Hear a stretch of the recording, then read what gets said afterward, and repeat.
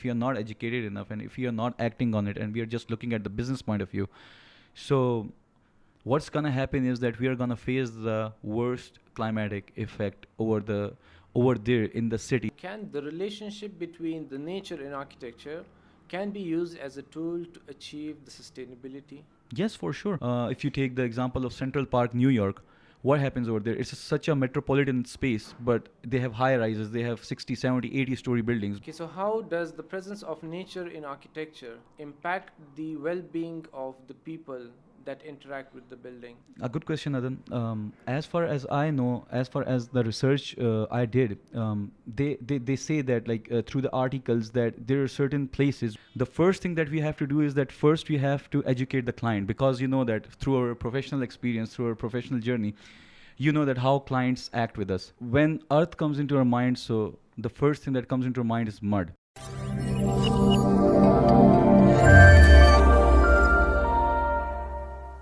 Bismillahirrahmanirrahim. Today we are having a new podcast session with architect 𝐏𝐶𝐬𝐿, who is my friend, who was my class fellow and now a good colleague. Welcome 𝐏𝐶𝐬𝐿. Today our topic for podcast will be the role of nature in architecture. We welcome you and kindly introduce yourself, then we will start our podcast. Thank you so much, Adan, for having me on board on this podcast session. And thank you so much for the good introduction. So you have introduced me enough. I would like to tell you that I'm currently a master's scholar, and I'm doing my work in the Master of Architecture, and my specialty that I'm going forward is for the natural and green architecture, and that's pretty much about my education. How we know that nature has influenced the development of architecture throughout the history? We have many examples from different civilizations, including the Mughals, etc. The way they built the natural environments, landscapes along with the buildings. So how do you experience those things? The first thing is, other than that, like when we say nature, so the basic four elements of nature or five elements of nature come into our mind. That is like air, fire, water, earth. So when we consider those things, so basically those four elements of nature, they are being used by the early civilizations as well in the past. If you go through the Greek architecture, if you go through the Mughal architecture, you're gonna see that they have incorporated those natural elements in their buildings, and they have used a vast amount of natural elements like water fountains and like landscape spaces. They basically, what they did was they wanted to have that incorporation of nature into their building, because they knew that how nature affects our psychology and how it affects our mood. Okay, nice. So my next question is that in what ways do architects incorporate the natural elements into their designs? There, as being an architect, like we were told in our back in past in our educational you can say journey, that we sell dreams, or we build dreams, or we have that power that we are god gifted, that we can create something out of nothing. So when we go into that thing, so we can incorporate nature in so many things. Like we can use such materials that are natural materials, like brick, mud, limestone. We can use them, wood. They have also been practiced in the areas like hill stations. You're gonna see that most of the houses that are built there being used in stone, or they have wood, like wood trusses, you can say, or wood structures, because they have more yeah, you can say thermal capacity, or you can say the thermal effect of the nature on the building. Similarly, as we go for the green architecture, so you're gonna experience that, like the green architecture over there, and then the people over there, comparative to the urban areas, they're going to be more you can say psychologically calm as compared to the people in the urban areas. The reason is that our interaction with the nature, it's far below the level of the interaction of nature that those people have with the nature. Okay, while talking of the materials, how do vernacular materials and the material that are locally available or those sustainable materials affect the environment? The thing is that we all know that when earth comes into our mind, so the first thing that comes into our mind is mud. And as the different architects are practicing, I'm gonna give the example of Hassan Fateh. So he knows that how mud acts with the nature, how mud is acting with the environment as well, how what kind of capacities and what kind of you can say properties mud holds.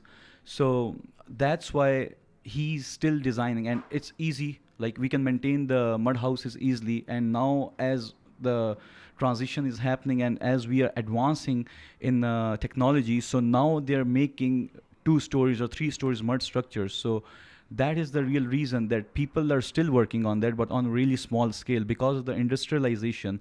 Now the buildings, like, they need fast development, they need faster products, so that's why they go for the concrete and the steel structures.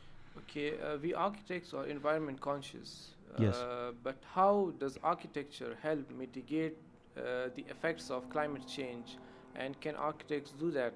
And if yes, how it's possible? Yes, we can do that. Like, this is our job. Like, this is वो कहते हैं हमारा फरीज़ा ही है. That is our principle, that we have to do that. None other person is gonna do that. We cannot blame environmentalists that you can control the temperature. The first thing is that the design goes from our hands, from our minds. The first thing that we have to do is that first we have to educate the client, because you know that through our professional experience, through our professional journey, you know that how clients act with us. They want more material, they want more building structure, they want more covered area. They don't go for the open spaces or natural elements present in their vicinity. So first we have to educate the client. After that, the role of architecture comes in, where like you give open spaces, you go for the natural materials, you go for the natural elements of architecture, that is like water bodies in the house, and similarly the colors. So all of these things play a major role, and it is our job to do that, but for that we first have to educate the client. Okay, so can you share with us some examples of the integration of nature with architecture? A few examples of the architects that they have done. Yes, for sure. Like, as we all know that when we go through the journey of architecture, the first thing that we are taught is the Frank Lloyd Wright's Falling falling water. water. Yeah, that the incorporation of nature, the way he curved the beams and the way he didn't like disturb the natural element, the trees that are still present in their own specific place where they were grown, they're still over there. They didn't cut them down to grow new trees somewhere else, and they wouldn't wait for 10 years Doing to, the same with yeah, water body as well, the the water waterfall. body going through the house. And similarly, Alvar Aalto, he had designed a hospital where the patients of TB were treated.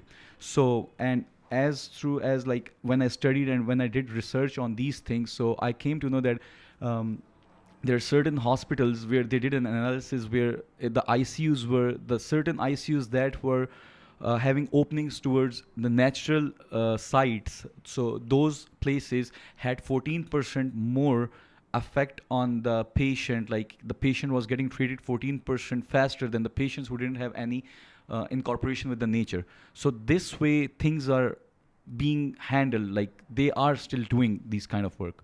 Okay, so how does the presence of nature in architecture impact the well-being of the people that interact with the building? A good question, Adan. As far as I know, as far as the research I did, they say that like through the articles that there are certain places where the people who don't have incorporation with nature, they are psychologically more disturbed. They tend to become psychopaths because they don't have any interaction with the environment, with the natural environment. I'm not talking about the urban environment, with the natural environment.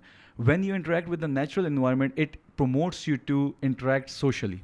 Like it's all a chain. Like the nature, social interaction, these are all together connected. Like if I give you an example, if we have an open green space and we get a time, we get a break to go like out or somewhere, so we are gonna more go towards that green space where we can spend some time under the shade of the tree, because we are literally right now not finding those spaces. As we take the example, like if you take the example of Central Park, New York, what happens over there? It's such a metropolitan space, but they have high rises, they have 60, 70, 80-story buildings. But what happens is that Central Park is filled during the time of the break of the people. Why is that? Because people want that thing to happen, but they can't afford it over there. They don't have, like, the concept of compact city has literally taken over the society over there, and it's happening over here as well. But we have that power right now. We are not that late. We can, like, improve the environment. Okay, so what are the challenges that architects face while incorporating the nature with the architecture design? The challenges that we face, Adan, as you also have a great Client. professional experience. Yeah, first is client. Then the second thing comes is that the stereotypic mindset that we are going through is that like the materialistic approach of the people, that we want more business. We don't care about the nature. That is a real thing. As I said in the uh, like in the past, that the problem is that we are not able to educate the client. It's our duty to educate the client. If the client is educated, so after, like, yeah, we are changing the designs, we are promoting green architecture or something, or biophilic designs. So after 5 or 6 years, yeah, inshallah, time will come that a client is gonna come and he's gonna say, I need a design where I need incorporation with nature. I don't need more. Biophilia. Yeah. So that's a, like, we have to work on that as a whole. And we have a local body, we have our own council. There should be some bylaws related to these things. Like if you go to the other Asian countries, Japan, so you're going to see that, I think, I'm not completely sure, but they say that 40 to 50% of the area in a covered area, it's supposed to be open space in the plot, and the 50% or 60% is to be covered. Why are they doing it? Because they know that how important nature is for us. Okay, so can the relationship between the nature and architecture can be used as a tool to achieve the sustainability? Yes, for sure. The thing is that now we are going towards the panels or like solar systems and all those Insulation things. Yeah, materials. insulation. Well, why? Why are we doing this? First we destroy a thing, then we come over here and cry about the Artificial environment. Yeah, materials to achieve sustainability. yeah, achieve sustainability. We have that ability till now. We have so much land still. We can do that, but we are not doing it. Like, it's just like a business point of a view that, like, if I'm selling solar panels on people, so I'm getting more business. It's not helping the environment. If we look into that context, because Pakistan and our region still have more land, but we are like getting so much lazy that we don't want to travel more. We don't want to spend more time, and all the urban infrastructure, it's also a part of it, but we can do it. Like, we have that ability. The other countries, I don't know most of it, but yeah, it is possible over here that if we still want it, we can do it. Yeah, because one example is also the effect of urban heat island. Yeah. That's because of the use of such materials which Yes. are against the nature. Yes. So my next question is that, so what is the future of incorporating the nature with architecture, and what will be the effect of it on the built environment? In future, if the pace of the construction that's happening in Pakistan and what we are looking at, and the pace that is going on, if we still don't act on it, as in being an architect or as being an environmentalist or as being a client on our own, if we are not educated enough and if we are not acting on it and we are just looking at the business point of view, so what's gonna happen is that we are gonna face the worst climatic effect over there in the cities, in the places where there used to be literally temperatures below zero. This is the reason that, like, now we buy a car and then we create a shade for it. There was a time when there were so many trees that you didn't need any kind of shade for the cars as well. So if we don't act on it, so in the coming decade, I don't know, maybe we are gonna have more increase in temperature, somewhere around 5 to 6 degrees, and it's way more than enough. Okay, so my last question for today is the most difficult one yet, because it touches the most important topic. It's that what is like, how can architect balance the needs of human beings and the natural environment in their designs? Because mostly if we incorporate the natural elements, usually it is have a clash with the needs of the buildings, the people Yeah. that are using buildings. That's a really good question, Adan. If you take the psychology of human, so human, you can say, needs can never be satisfied. We always want something every time. We are not, like, stopping at any point. But it's like our there comes the education. When we know a certain thing, so we know that how can we stop ourselves from that thing. Like, if it comes to you and me, so we want to design the whole world, but we are stopping by right now because we know that right now we don't have that capacity or limitation. So when it comes to the needs of the people, so we have that, you can say, power, that if you're, why are people promoting the vertical city, or why are people promoting the vertical growth, is basically because they want more people to adjust in the same vicinity with more open area. If you go to the, you can say, certain designs, There is one great design in Germany. They have made it. There are apartments all around, but they went vertically. But that whole building is between the water, and you have access through the water to that specific apartment building. Why are they doing it? Because they're not disturbing the nature, and they're capacitating, or they're like that much hospitality is in them that they're trying to put as much people with their needs in the same specific vertical building. Thank you so much, Haziq, Thank you so much, Adam. for having a very informative and productive session today. Thanks a lot.